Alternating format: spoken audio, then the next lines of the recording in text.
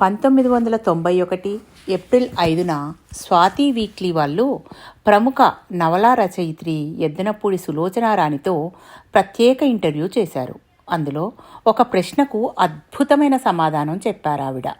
గొప్ప ఫిలాసఫీ కనిపించింది ఆ జవాబులో. ఎంతో జీవితాన్ని చూసిన మీరు రచయిత్రిగా, ప్రసిద్ధి చెందిన వ్యక్తిగా తోటి వారికి మీ అనుభవం నుంచి ఇచ్చే సలహా ఏమిటి? అప్పుడు ఎద్దనపూడి గారు అన్నారు, ఒక్క విషయం బాగా గుర్తుంచుకోండి. మనిషికి భగవంతుడిచ్చిన ప్రసాదం ఈ జీవితం. 100 సంవత్సరాల వెనక మనం లేము, 100 సంవత్సరాల ముందు ఉండం. యోగ నిద్రలో క్షణంలో 1000వ వంతు కళ్ళు తెరిచి ఈ అద్భుతమైన సృష్టిని చూడడానికి మనకి దక్కిన ఈ అపురూపమైన అవకాశాన్ని ఈర్ష్యాసూయలతో, వ్యర్థ పంతాలతో చేయి జాచుకోవద్దు.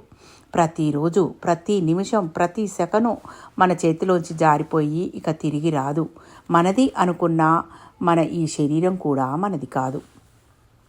మన తాత ముత్తాతల రక్తంతో మనకి ఈ శరీరం వచ్చింది. ఈ జీవనధారని మన పిల్లలకి అందించి మనం వెళ్ళిపోవాల్సిన వాళ్ళం. మనకెందుకు ఈ కొట్లాటలు, మనకెందుకు ఈ పరస్పర ద్వేషాలు?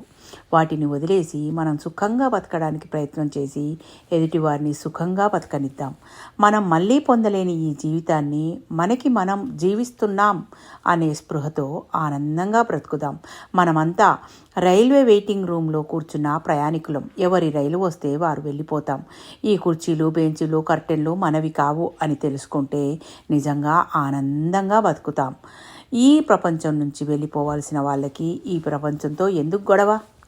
మనశ్శాంతిగా ఉన్నంతలో బ్రతకటమే ధ్యేయం చేసుకుంటే మీకు, మీ ఇంట్లో వారికి, మీ పక్కింటి వారికి, మీ సాటి సంఘంలో అందరికీ సుఖశాంతులు, సంతోషం లభిస్తాయి.